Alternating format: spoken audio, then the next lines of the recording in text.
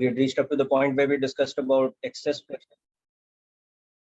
pressure inside a spherical drop and inside a spherical bubble. So let's take the discussion from that point onwards.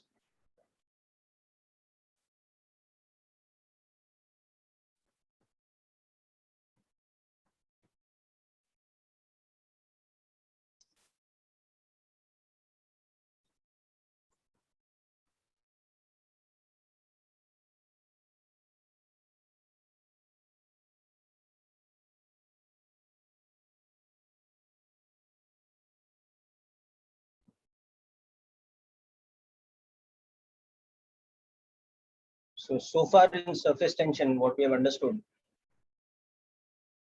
is that the value of surface tension for a given liquid is its material property, which can be defined in terms of tangential force per unit length on its surface, or it can also be defined as surface energy per unit surface area.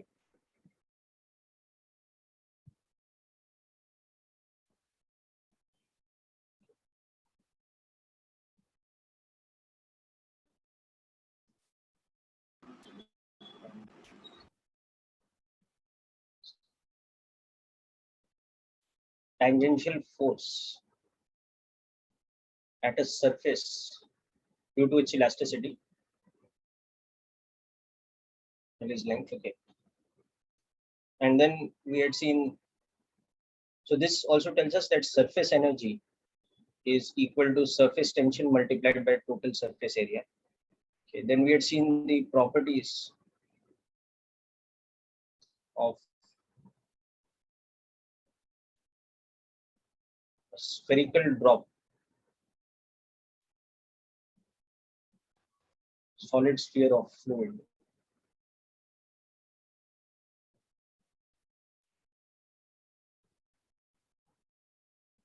So two important properties.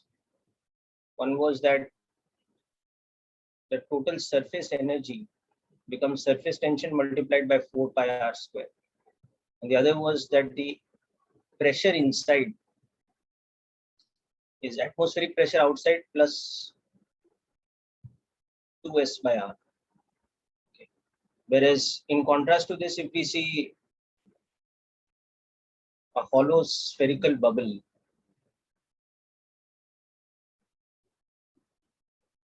that is like a thin film of fluid in a shape of a shell. So that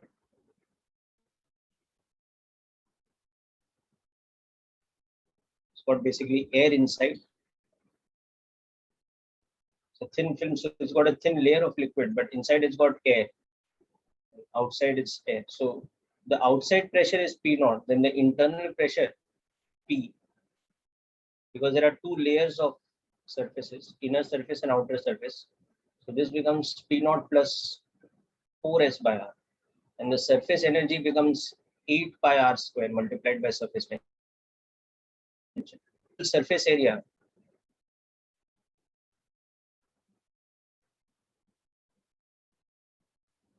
is equal to 8 pi r square. There are two surfaces. There's an inner surface and an outer surface.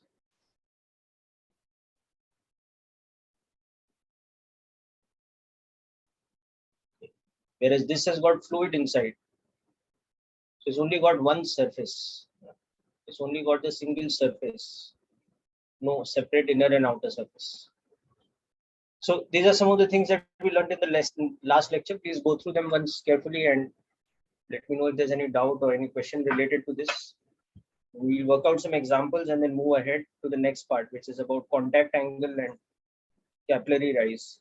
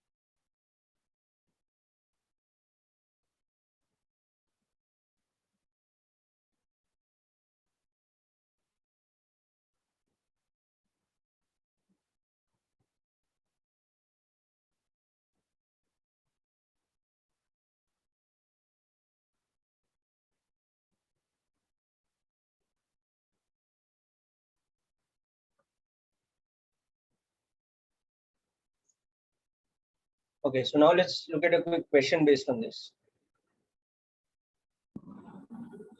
Sir, can you please code it up for a minute?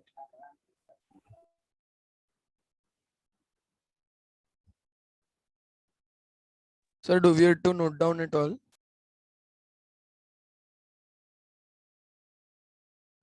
You don't have to note all this down because it's been taught in the last lecture. I just asked you to review it and ask me if there's any doubt.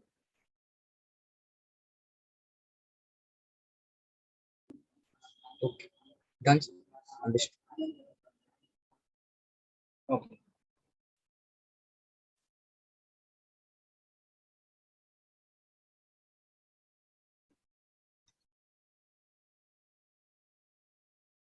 Okay, so let's look at an example problem next.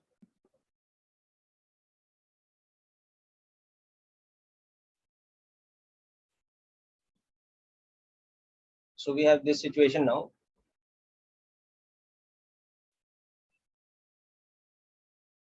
Inside a liquid tank, okay,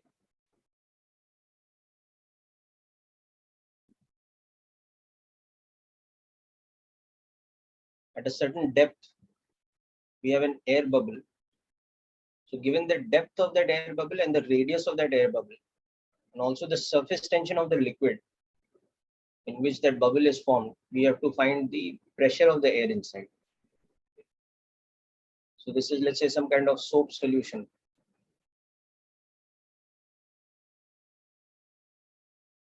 Which has a density of 0.2 gram per cc, and it has a surface tension of, let's say, 200 millinewtons per meter. Now there is an spherical air bubble that is formed inside.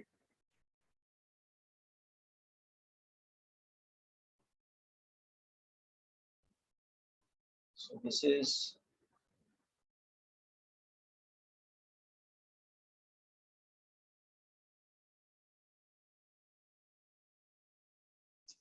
so it has a radius of 0.8 millimeters, and it is at a depth of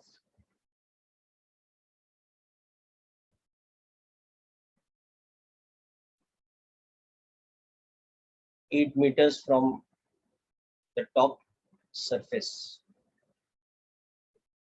So if atmospheric pressure is 10 raised by 5 pascals,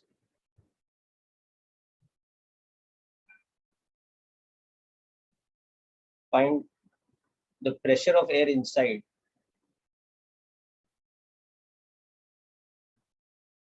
the bubble.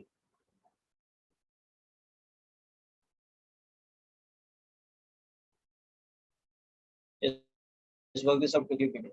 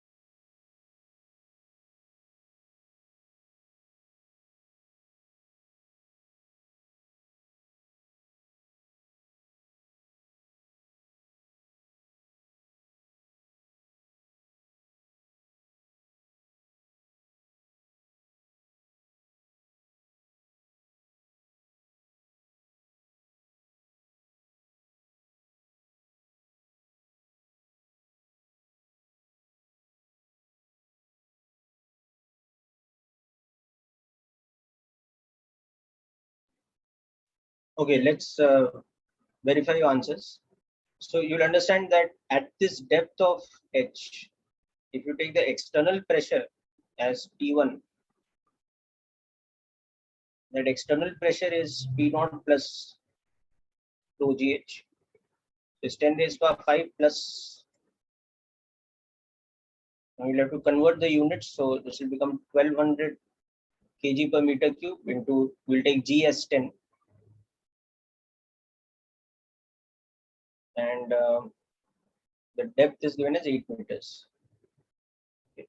So the external pressure is becoming how much? 96,000. Okay, so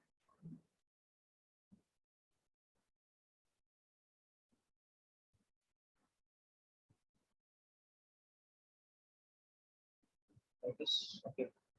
So the external pressure itself is 1.96 into 10 raised power 5 pascals. So this is the pressure outside the bubble. This is the external pressure. Now, just because the name is bubble here, don't go with the formula that we discussed earlier. This is a bubble which has air inside and liquid outside. So it's a single surface.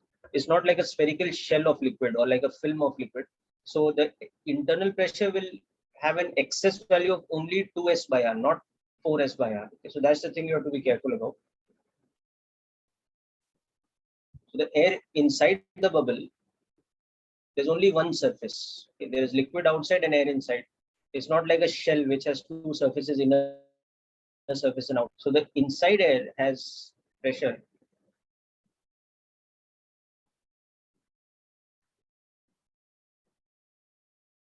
Inside the bubble, that pressure is, let's say, P2. So that should be equal to P1 plus 2s by r, because there's a single surface only. Okay, so that will become plus, now the surface tension was 200 millinewtons per meter. So converted to SI unit. Okay, and the radius we had taken as 0.8 millimeters. So 0.8 into 10 raised power 3 minus 3.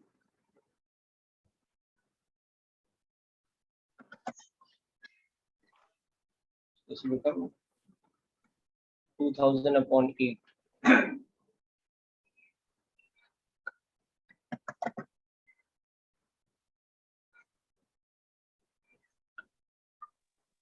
So it is like, Sir, it will be 4,000 upon. so that's what I, acha, correct, 2 times, yes, right. So it will be double of this, plus 500, correct?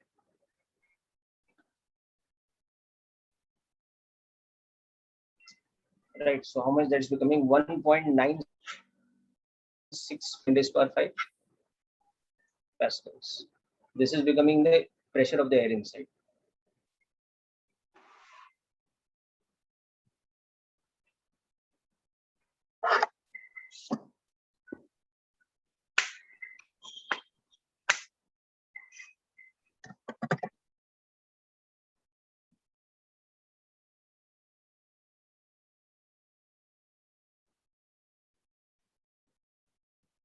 So how did we get the surface tension here? Surface tension was given in the question. It's a material property, it has to be given. It was given in the question above. The data given included density. Yeah. Sorry. I saw it.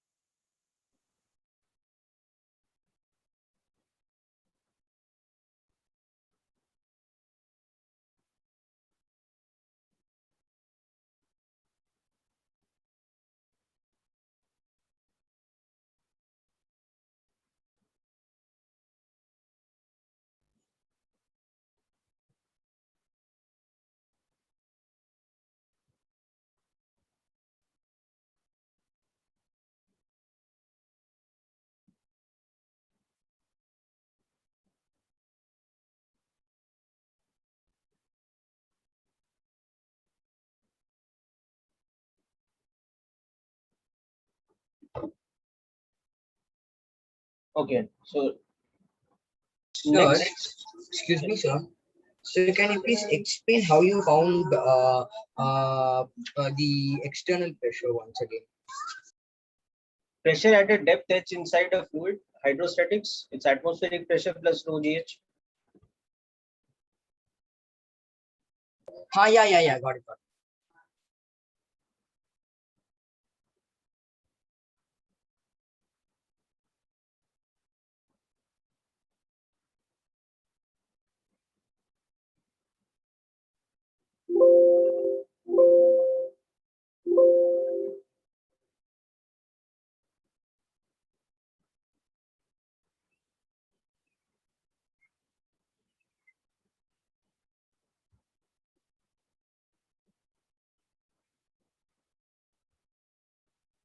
Okay, let's move on to the next concept now. So all these kind of things are very formula based, so nothing difficult in this chapter. So next concept is something called contact angle.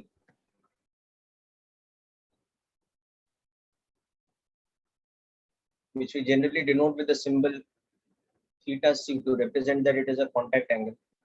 So whenever a solid material, or basically the surface of a solid material, and typically when we are talking about the surface, it is a vertical surface we're talking about. So vertical surface of a solid material is in contact with a horizontal liquid surface. Okay. The liquid surface is slightly bent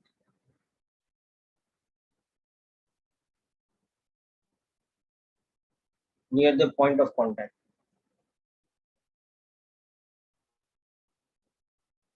So for example, if you are observing something like, let's say, soap solution or even water for that matter, just pure water in a glass container. So the glass container's side walls, they are vertical surfaces. So what we will observe is that at the point of contact, where the horizontal surface is just about touching this vertical surface, there will be a slight bend in this sort of direction. We a curvature like this. This becomes even more evident when you see liquid in a test tube or something like this. You can see that there's clearly a concave kind of meniscus. If you take an even narrower thing like a capillary, you see that there's clearly defined meniscus. Okay, so this example is water, let's say, in a glass container. But not all liquids have this kind of a bend. If you take the example of, for example, mercury in a glass container, then its bend is actually in the opposite direction. It curves in such a way that from outside it appears to be convex. So if you were to take a mercury, if you were to take a certain amount of mercury in a container, typically made of glass or even some transparent plastic or anything like that, you observe that at the surface there would be a curvature like this. So we'll discuss why this happens in just a minute. And some liquids curve inwards and some liquids curve outwards. Most liquids curve like water is shown over here, but there are some exception cases, like the case of mercury against glass.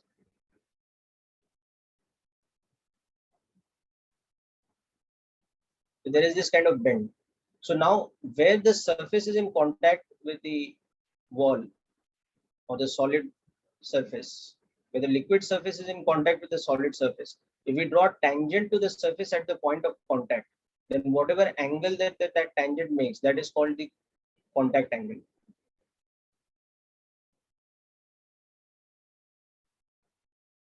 Tej, I'm just going through your question, just give me a moment, okay? Whereas in the case of mercury and glass, you will see that at the point of contact, if I draw tangent, then with respect to the vertical, it's making a obtuse angle. Okay? So the angle at the point of contact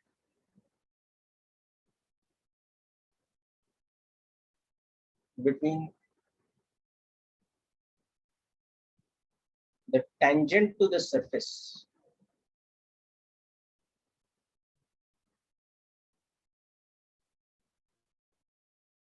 and the vertical,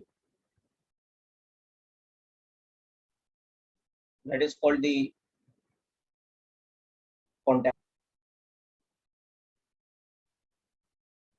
And as demonstrated in this diagram, mercury in glass has an obtuse angle because it bends inwards sort of. Okay. Whereas most liquids like water in glass, it is an acute angle.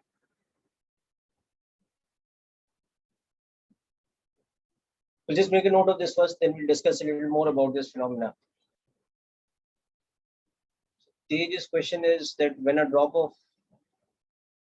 drop a ball of water,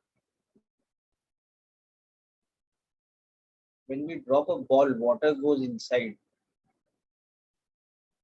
You mean if we drop a hollow spherical object inside water and there is some, cavity in it or something like that, and that's why water gets inside? Is that the question, Tej, you're meaning to ask? Then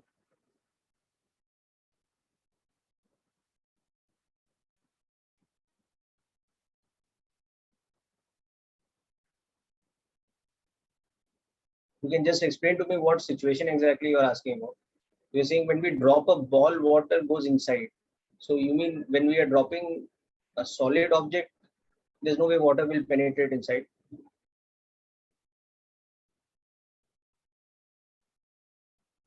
Oh, yeah. That is made because of the phenomena of surface tension only.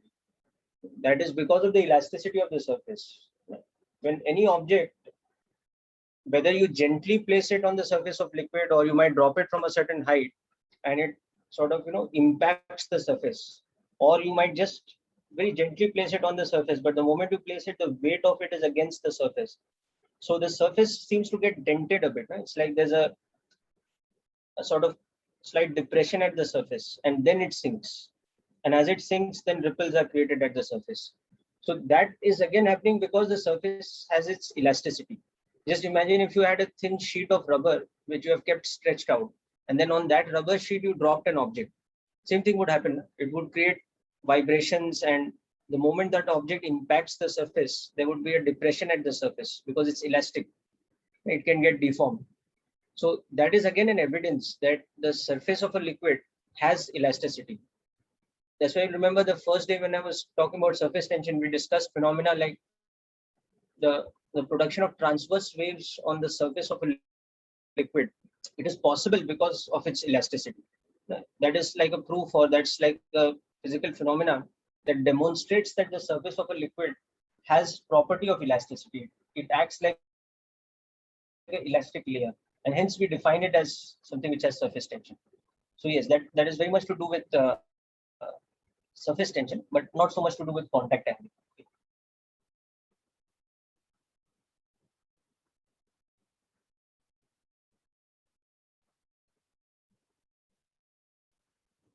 Kshitij, to answer your question, we will always take the contact angle at a point of contact with a vertical wall as the angle made by the tangent with respect to the vertical direction, that is the upward direction.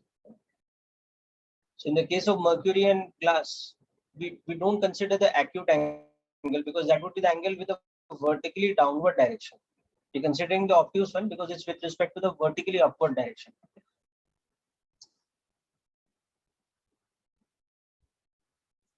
So hence we just use the term vertical, because by vertical we mean opposite to gravity.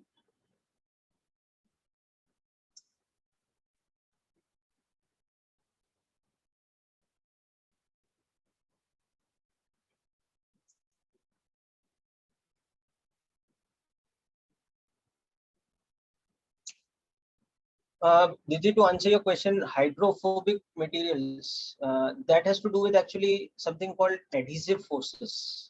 That is, the adhesive forces are the intermolecular attraction force between different materials. Like if liquid is in contact with some surface, let's say that surface is glass and the liquid is water, then the intermolecular attraction between water molecules and glass molecules, those are called the adhesive forces.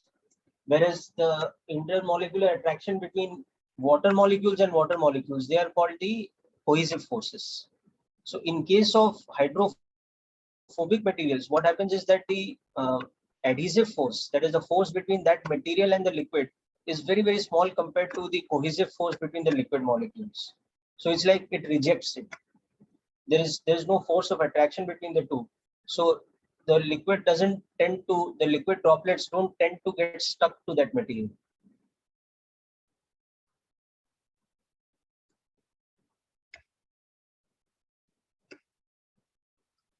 Whereas if you have something the opposite, in fact, soap solution and glass is a good example of the opposite. The adhesive forces are pretty strong. So if you put soap droplets against a glass rod, they tend to cling to it. That's the opposite of hydrophobic. No, so thing is, contact angle is related to cohesive and adhesive force. Okay, but yeah, like by looking at contact angle, we cannot directly tell whether some material is hydrophobic or not. Okay, it's the same set of, at the molecular level, is the same phenomena which are responsible for it, and that is the combination of cohesive and adhesive forces. But yes, directly there is no formula type of relationship between these things. Okay.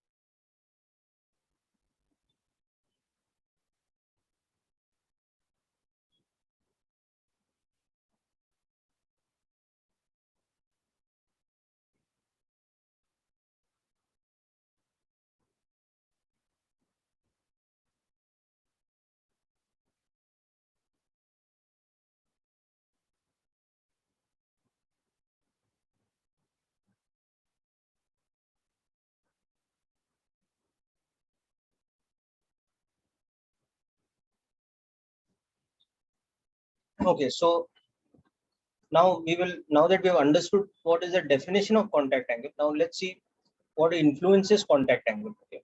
What are the factors on which contact angle depends? So this curvature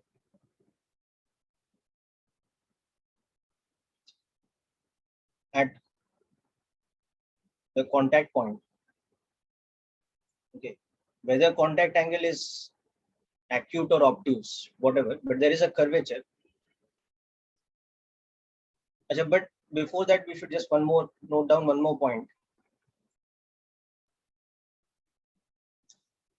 Most fluids have acute contact angle against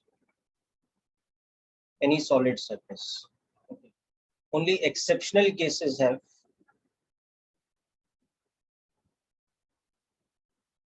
exceptions like mercury against glass.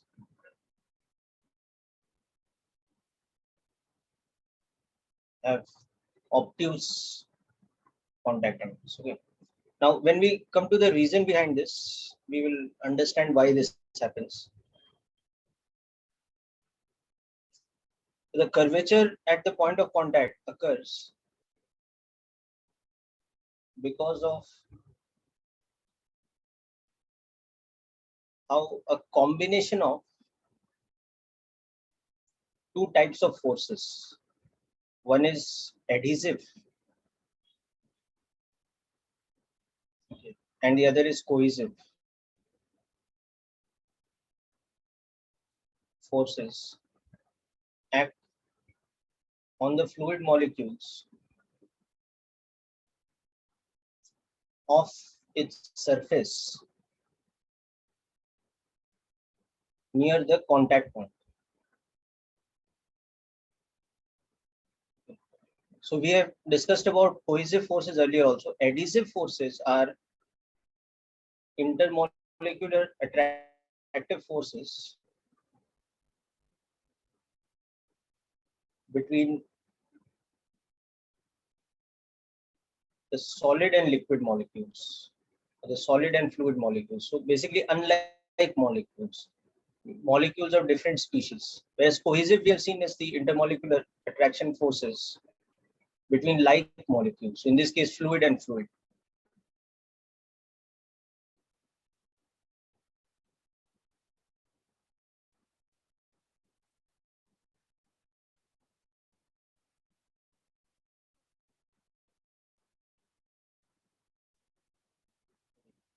So when we visualize this situation above, for example, this case, when we visualize this, water in a glass container,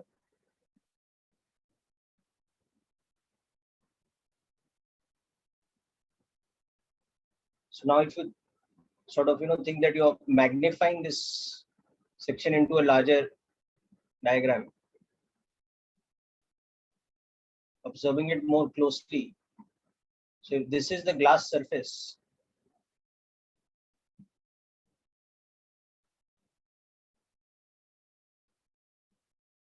glass wall, and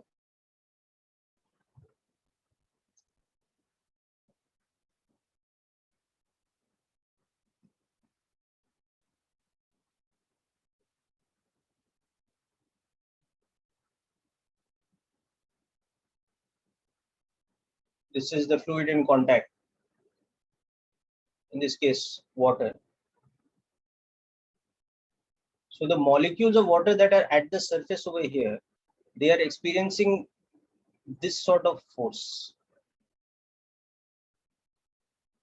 These are the adhesive forces.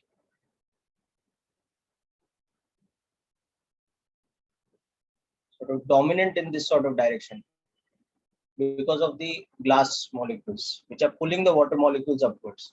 But at the same time, they are also experiencing cohesive forces in this sort of direction because of other water molecules. So So typically what happens is that the adhesive forces dominate. So in most cases,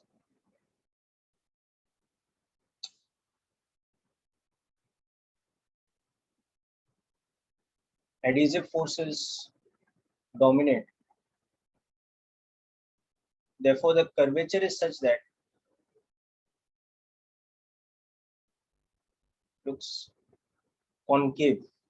You see it from outside, this appears like a concave surface, and the contact angle is acute. But in the exceptional case of mercury and glass, is the other way around. The cohesive forces are the ones which dominate, and that pulls the surface downwards instead of pulling it upwards. And that creates a convexity instead of a concavity at the point of contact. And that causes the contact angle to become obtuse. Okay. So it is the interrelationship between the two types of forces, and they're acting in combination in such a way that one is dominant over the other, which causes this anomaly. If they were exactly balancing each other, then it would be a flat surface. And at the point of contact, we'd have a 90-degree contact. But that will never happen because they're two different materials. So they cannot exactly balance. One has to dominate over the other. Which one dominates, that will determine whether it is convex or concave, and therefore whether the contact angle is obtuse or acute. Okay. Most cases, as I told you, the adhesive forces will dominate. Just make a note of this concept here. Okay, I'll just scroll up a little so that write down from that note onwards. Okay.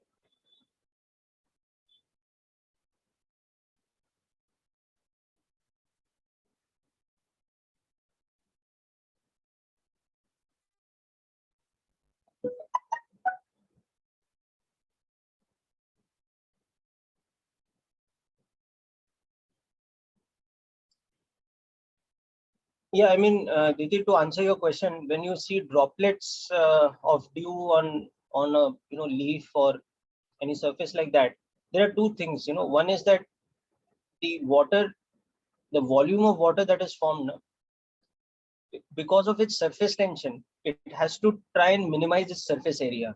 So it tries to take a ball kind of shape. But at the same time, if there had been very strong adhesive force between the surface of such a leaf and water, then those forces would have dominated. And instead of allowing it to form a ball because of its surface tension, it would be spread out over the surface. And if it's a permeable surface, then it would get absorbed. Like if water on a cardboard surface or uh, this thing, paper surface or something, it just gets absorbed. But in the case of a rubbery leaf, it's not getting absorbed. But at the same time, not only it's not getting absorbed, the difference is like the difference between putting droplets of water on a glass surface, let's say. So it kind of spreads out because the cohesive forces are not so strong compared to the adhesive force that the glass is applying. So the water, because of the effect of gravity, which is anyway pulling it down, plus the cohesive forces, it kind of spreads out into a thin layer of liquid on the glass surface. But when you have like that rubbery kind of material, which kind of rejects the water molecule, it's not repelling, but it's not pulling it either.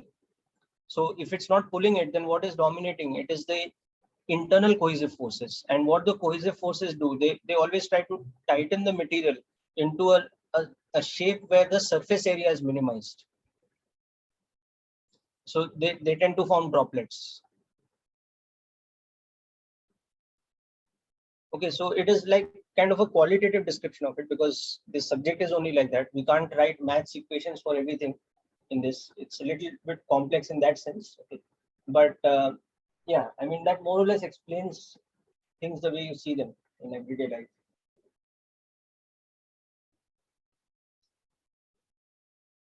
And again, that other thing that, if you have two droplets of liquid on this kind of material, like the hydrophobic leaf surface, and they come in contact, they immediately coagulate to form a larger droplet. So that is again surface tension at play because by combining, they are minimizing their surface area further. So they are gaining stability.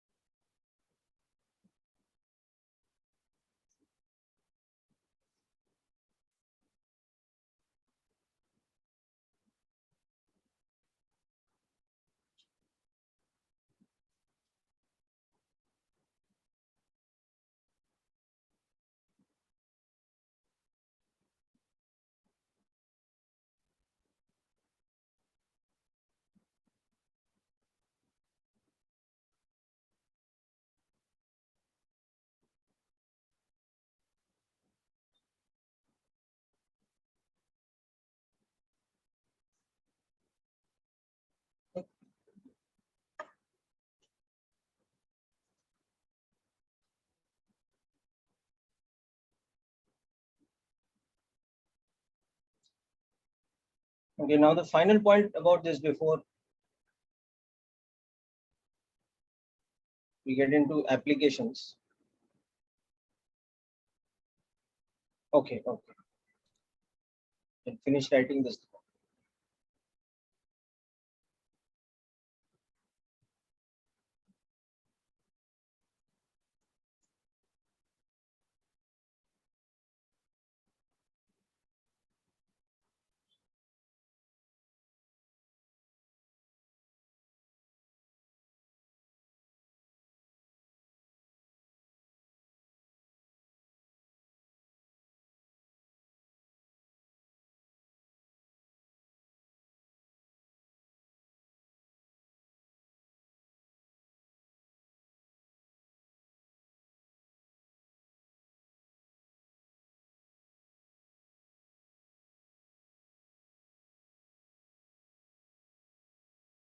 Done.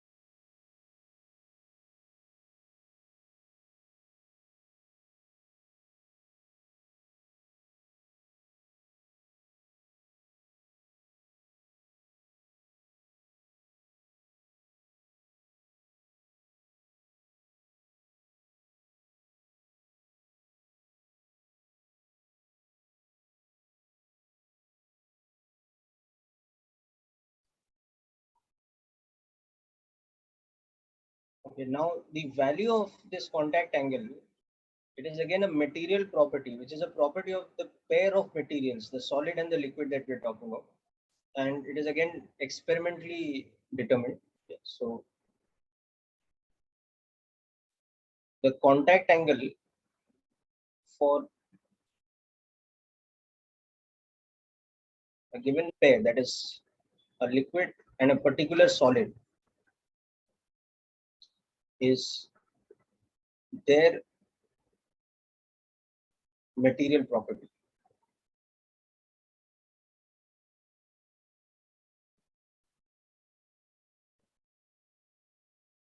It is determined experimentally. Just like Young's modulus is a material property of that particular material, coefficient of thermal expansion, elasticity, all these things. So like that, the contact angle is a property of the pair of the two materials. If we change the liquid keeping the solid the same, the contact angle will change. If we change the solid material keeping the liquid the same, again the contact angle will change. So it depends on both the things, which liquid against which solid.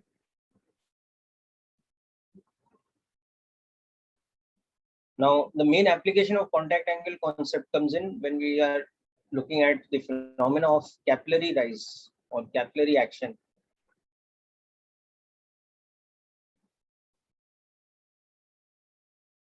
And the height of a fluid column in a capillary. So that depends on the contact angle as well as the surface tension, and of course, other things like the density of the fluid in question, the radius of the particular capillary. So a capillary is a open, thin cylindrical pipe.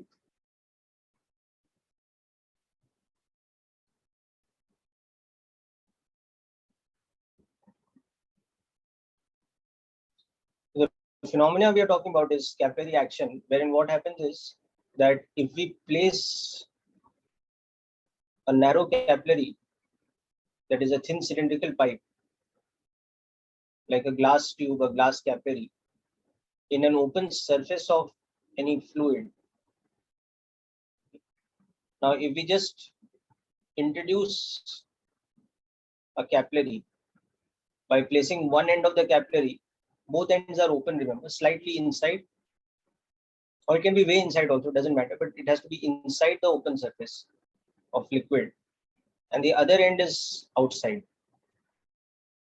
Then what we'd expect is that the air that was inside the capillary should bubble out and water should form, a surface the way it is right now. But actually that will not happen.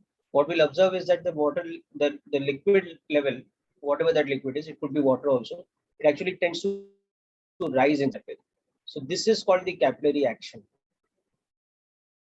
It's phenomena that typically fluid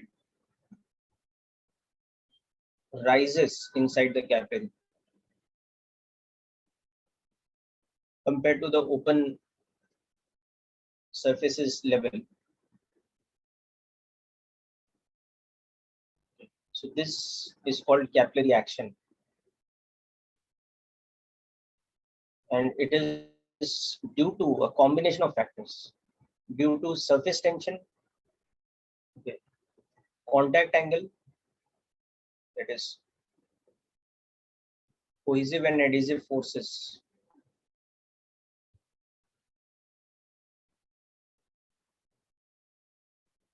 all these things. Okay.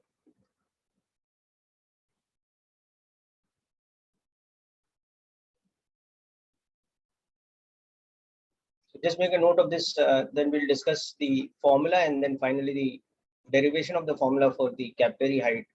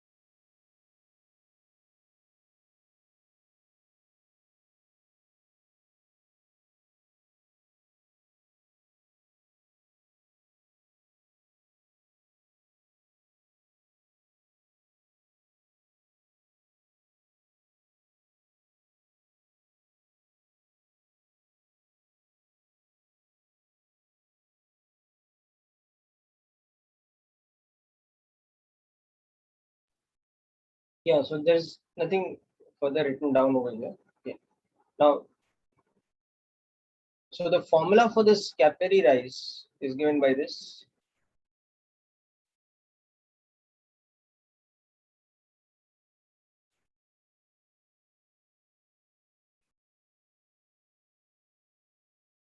In this formula, S is the surface tension and rho is the density. So these are the two material properties of the liquid. This is the contact angle for the liquid with respect to the material of the capillary. Typically, the capillary will be glass or plastic or something like that.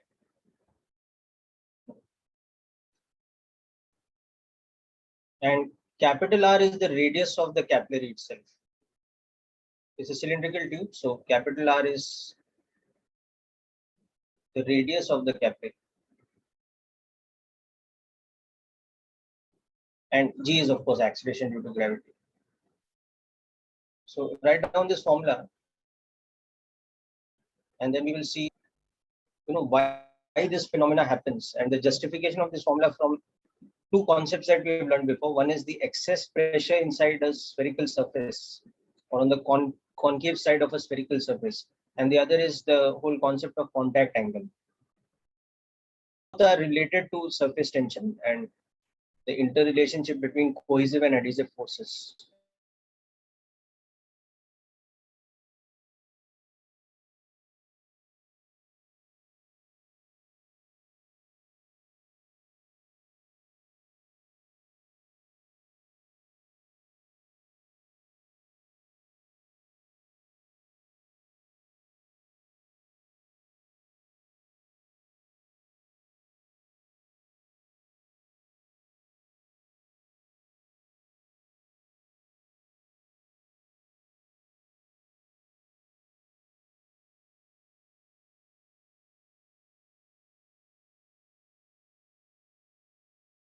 Sir,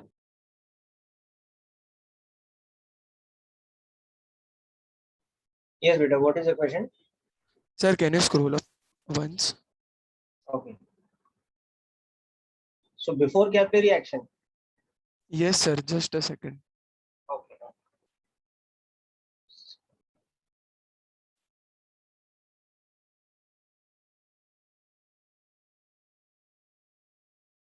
Okay, this part, contact angle.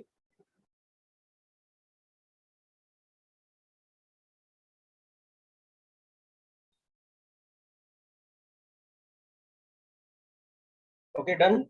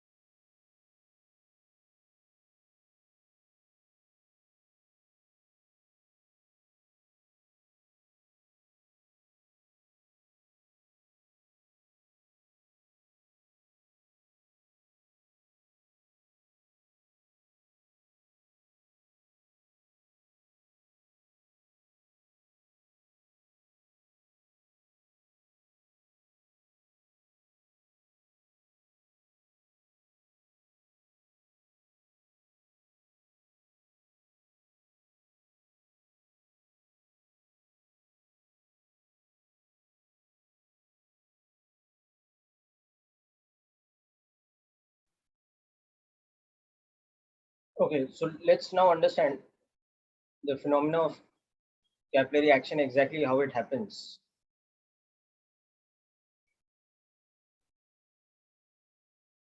So if we Sir, just a second. Can you scroll up? imagine a sort of magnified, still not written.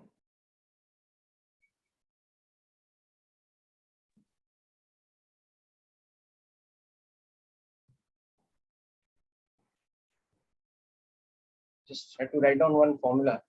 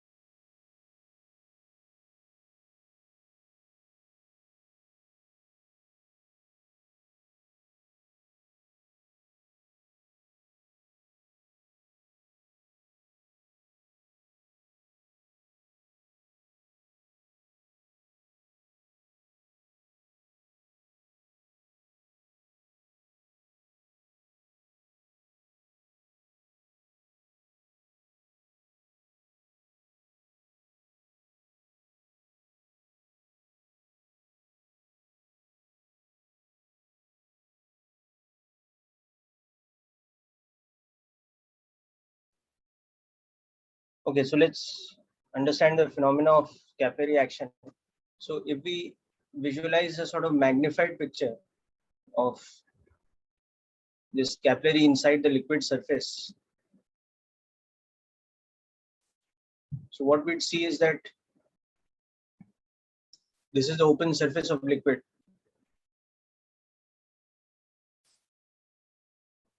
Now, of course, even here it tend to bend a little like this because of that contact angle phenomena. But inside, what we are observing is that the liquid has formed what is called a meniscus. A meniscus is like a section of a sphere. It's a spherical surface, but only part of the sphere. Just like, that surface of the liquid is actually part of this. So if, let's say, this is the capillary.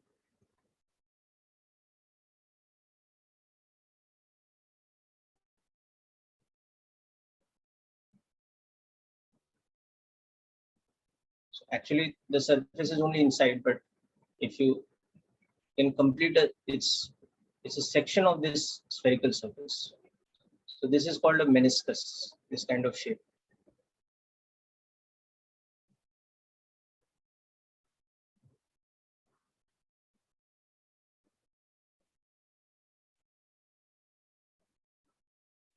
That is the liquid which is.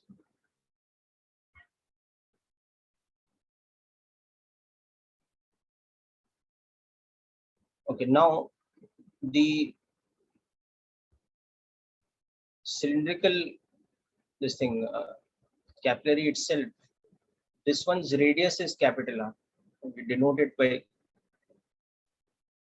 so this over here, this is capital R.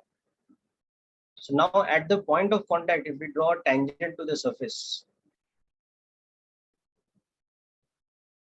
this will be contact angle like this. Okay. Likewise, we can do the same here also, this side. So there'll be symmetry, both the sides, the same contact angle.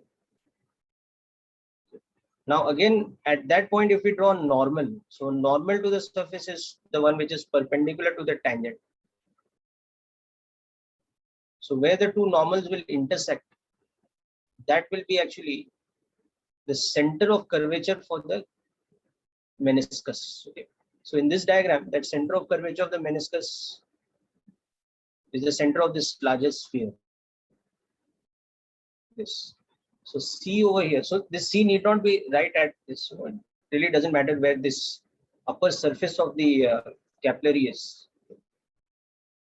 So C over here is the center of curvature of the meniscus. The meniscus being the concave fluid surface inside the capillary. Okay. So this small r over here is the radius of curvature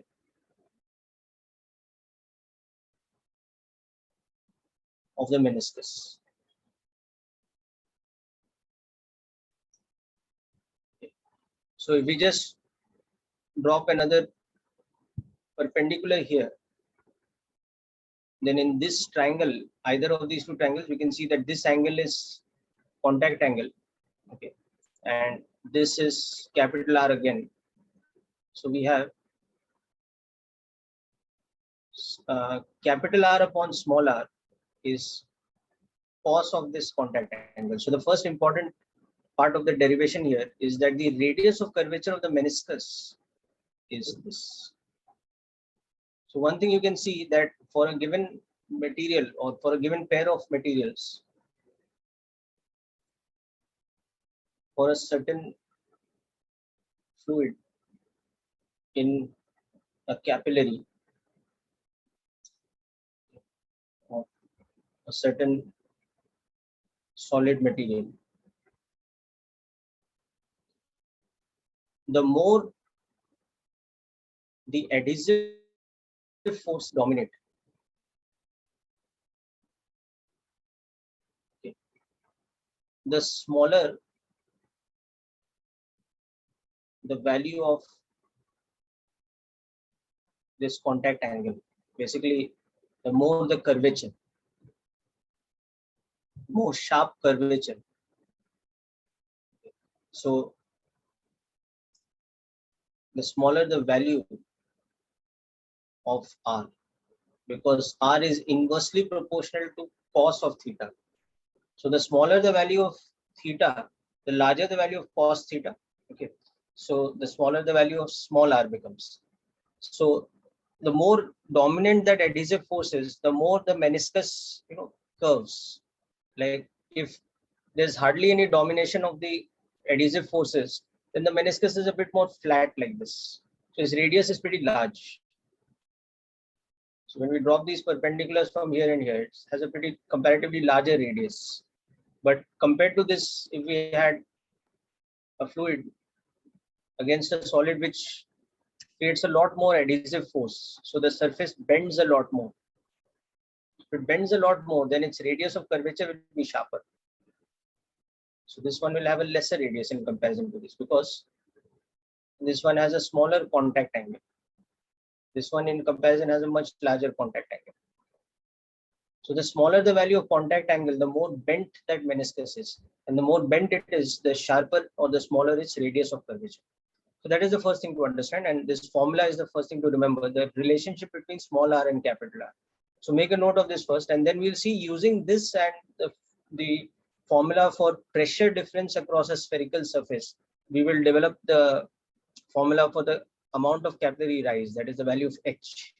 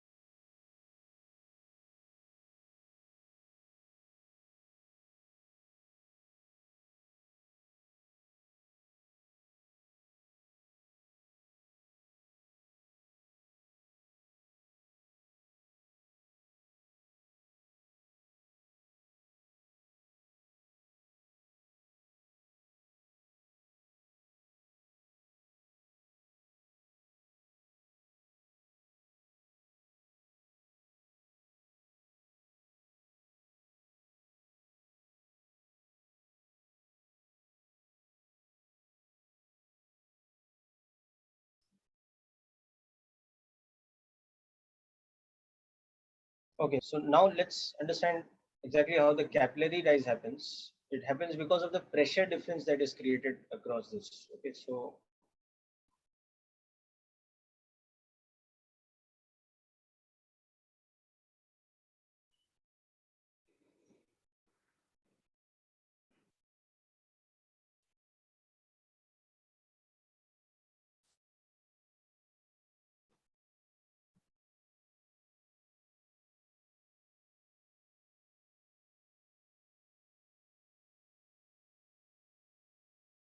okay, now if I were to consider one point that is just inside the meniscus, okay, let's say that point is B, and that one point that is just outside the meniscus, that point is A. E is on the concave side of a spherical surface, because after all, a meniscus is part of the is a section of a spherical surface, and B is on the convex side. So that means the pressure at A will be greater than the pressure at B by a factor of 2 times the surface tension divided by R. From that formula, that delta P is 2s divided by radius of the spherical surface. Now A is an open point also, so pressure at A is equal to atmospheric pressure.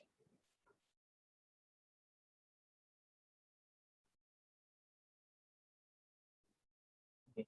So that means that the pressure at B is going to be less than atmospheric pressure by a factor of, so just inside the meniscus, the pressure, there's a reduction in pressure because of that concavity.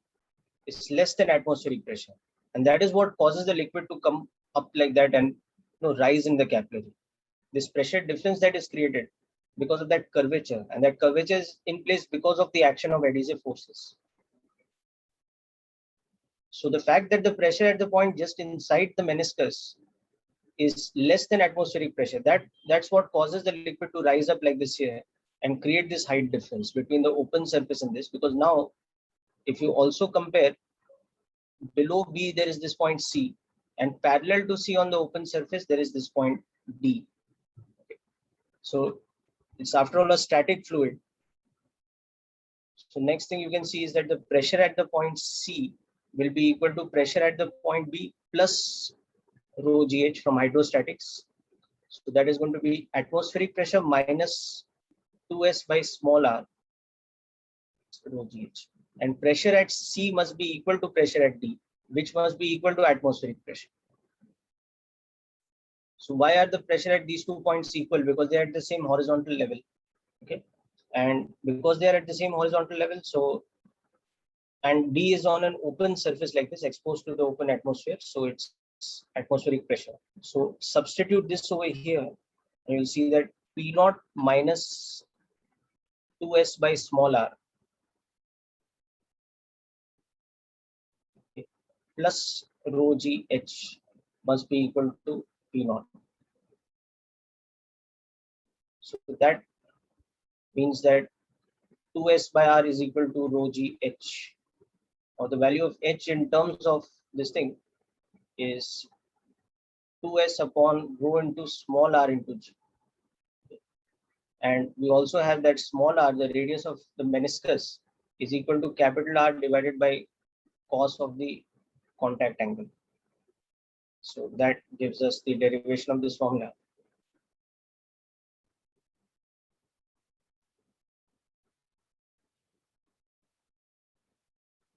In terms of the radius of the capillary.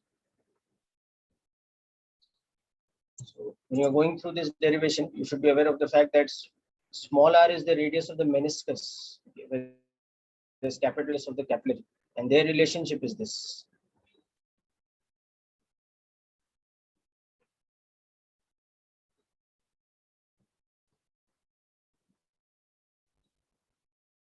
Yes, so you are observing the pressure difference between the points A and B, which occurs because of the spherical surface that is separating them. Across a spherical surface, there's a pressure difference given by 2s by r, The concave side has higher pressure, the convex side has lower pressure.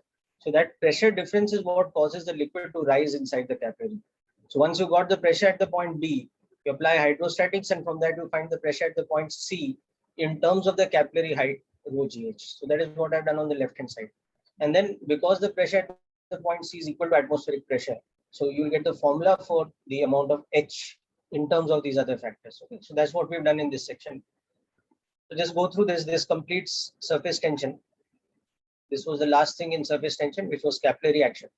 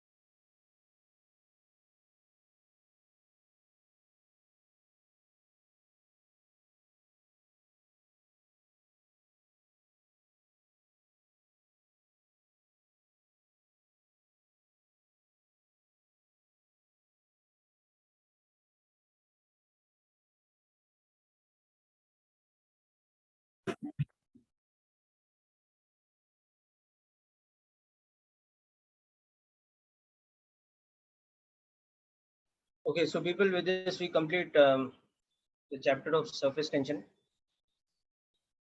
Now, next lecture we will discuss doubts of surface tension and elasticity, and we will also discuss viscosity, which is, I mean, also relatively a very short formula-based type of section.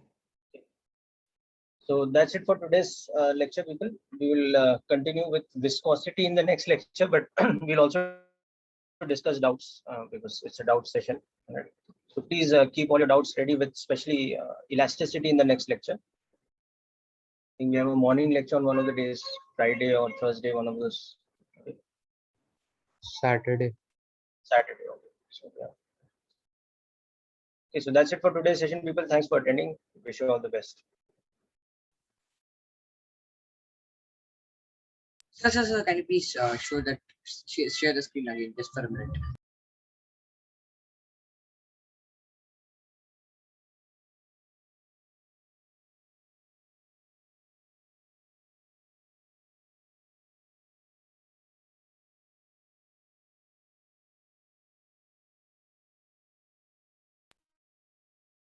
Done, sir.